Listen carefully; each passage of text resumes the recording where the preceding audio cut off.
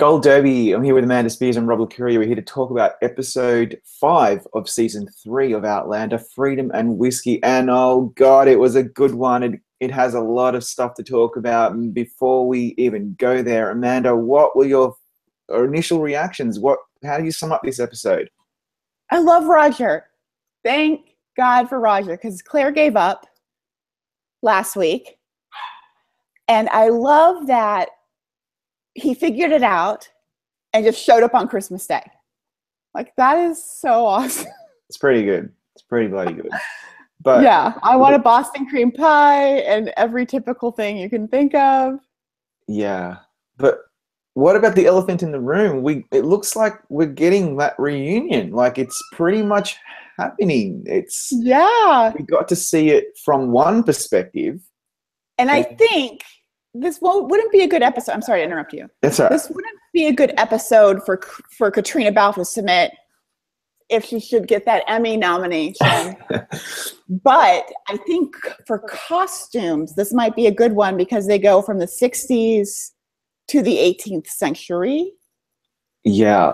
You know what? It's like you're reading my mind because I have that in my notes. I was like, costumes for this one. You know, production design. We're always carrying on about the costumes and the production design. Yeah, it's like, I just thought straight away, this is the one, unless there's something better coming that we haven't seen. But yes, this is the one that they would submit. Production design's insane. He's making the costume. That was awesome too. It's like very front and center.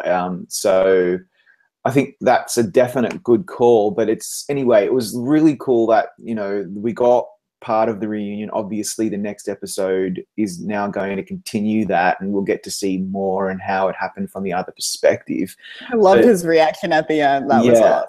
And now, so that's directly from the book, so people won't be surprised. But I was like, oh man, really? You fainted? God. I thought it was such a cool reaction because, like, who wouldn't? It's not like he just dropped in on him. Like, he traveled back through time, figured out where he was, and just popped in. Hi, Jamie. Like, oh my God. I know.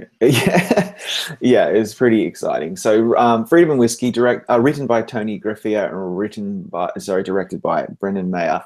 As Brianna grapples with the life-changing revelations of the past summer, Claire must help her come to terms with the fact that she is truly her father's daughter, her 18th century Highlander father. To complicate things further, Roger brings news that forces Claire and Brianna to face an impossible choice. And so that's referring then obviously to as Claire is going towards a reunion with someone she deeply loves, she's also having to separate from someone she loves. And I kept asking the question out loud, why can't Brianna just go with her? Now, there's answers to that. I don't know what the answers are, and I forgot. I've been told and I've forgotten. So please, anyone watching this and you want to comment, please do, and explain it to me because I don't understand. Why can't she just bring her daughter with her? It's perfect solution. But there's got to be reasons, right? Did she ask if she wanted to come? I don't even remember her asking. Yeah, like it doesn't make sense. That didn't. Yeah, but I don't. I'm trying to think. Would a parent choose their spouse they haven't seen in 20 years over their child who's right there with them? Like, that's, I mean, I'm not a parent, so it's kind of one of those things where I just found it all but the chance of you might not be able to come back, it's your child. Like, I don't know if you'd be able to make that choice. And that's why I think it would have been really cool for the dum-dums like me for there to be a scene where Brianna says, hey mum, can I come with you? And then Claire says, no, you can't because of blah, blah, blah.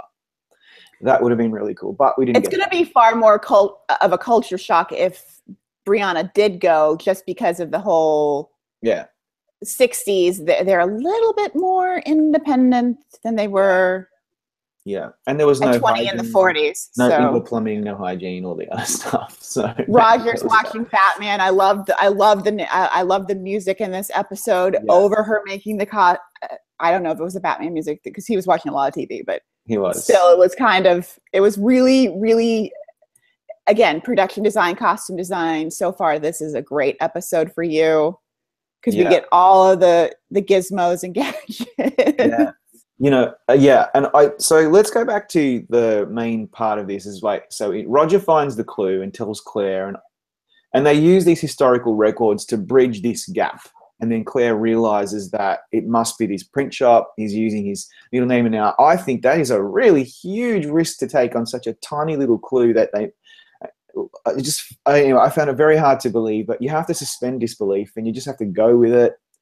So didn't he also find like a poem or something that she had quoted him that only somebody from like the 19th or the 20th century would have known? Right. So that was the other clue. There were two clues. Yeah, and so hoping. I mean, he's also taken a huge gamble. He's peppered in these clues, hoping and praying that she will at some point go back through history to work out where he is. Maybe like, so I don't know. Like I was like, okay, let's just go with this. It's very unlikely that this would happen in real life, but again, we're not watching a documentary.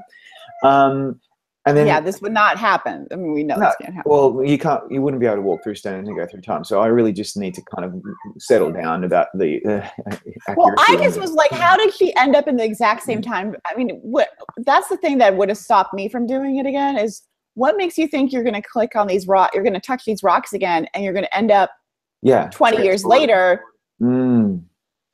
What happens if you end up and he's like a child? I know, or you're back at the same place. It's just one of those kind of things where it's like there's a lot of. How did she calibrate it? And like, okay, I'm going back to this day. It's just, and then was she thinking of the year, and then that happened? Maybe. I don't. And then she's just. We don't see any of it. You don't even get to see her going through the stones. You just. See I guess I have to stop also trying to apply logic to time. We're doing it already again. It's all about let's just go into the story and not worry about all the deets.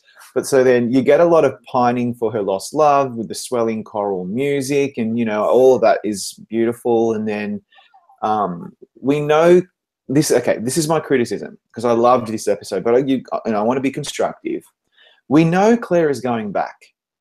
Get on with it. Like I kept thinking, either go and talk to Brianna and sort it out and go, or make your freaking costume and let's get on with it. What are we waiting for? That was what I was doing. So I was getting a little impatient. I did love the Brianna aspect of the episode because we got to see how she's like dealing with this revelation. Like most people wouldn't just go back to being normal. Yeah. Your father isn't your father. And here is a far-fetched tale that's going to make me sound like I need a straitjacket. Yeah. But, I know. So that reminds me of this, and I'd love to hear comments from fans. What do they think of the scenes between Brianna and Roger? The casting, the pacing, the way that they work together, their chemistry.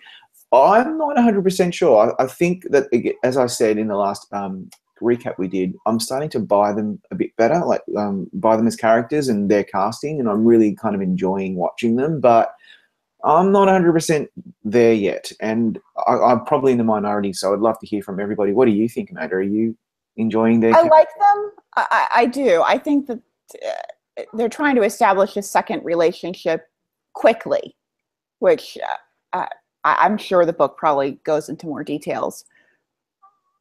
But I do like the actress who plays Brianna. I think that is a really, really difficult job where you've got to be part Sam Heughan, part what Katrina Balfe puts into it, mixed together. And she does it really well. She gives just these little smiles every now and then where you're like, yeah, she's paid attention enough to what Sam does to kind of mimic every now and then how he behaves. Even the dog is into it. I'm sorry. So I thought, well, okay, so I've already talked about how I felt a bit ripped off that we didn't get to see more about her going through the stones and the build-up. I really wanted to see more build-up, but that's okay. We got part of the reunion from that perspective, and he faints, which is from the books. But I'm just thinking, like, okay, what? That was a great way to end the episode because it's like, yeah, and then like, oh god, now everyone's got to wait a week to see the other side of it, and I had to wait 20 seconds. we didn't have to do that. So we're very lucky. Like, I'm so lucky that Stars gave Thank you, Stars. people, like, all the recappers got all 6 episodes in one hit. And it would have been it must be very hard for the fans to have to wait every week to watch this stuff. It would be, but that's it is what it is. I don't understand their bias against this network. I really, really don't, because I think this episode was a really good example of them at their best, one of their best. I mean, this is a network that could not get Cloris Leachman an Emmy nomination. It's just ridiculous the way they ignore them, especially when you consider the fact they have no problem with Hulu. Yeah, Hulu just won. I mean, seriously, what the heck? I don't get it. I really don't get it. So, and that's a whole other discussion. We'll be here all day, because it really is very upsetting that a show like this, if this was on HBO, it would have already won many Emmys. Showtime. It's unfortunate. I love Stars. I think they have some very interesting programs. Excellent shows. So anyway, but we'll see. We'll see what happens this season. But in the meantime, we have a huge episode to discuss for next week. So how about we sign off, and everybody please come back. And please give us your comments. Stick with Gold Derby. We have lots of Outlander coverage. But please come back next week, because we have a lot to talk about with episode 6. So stay tuned.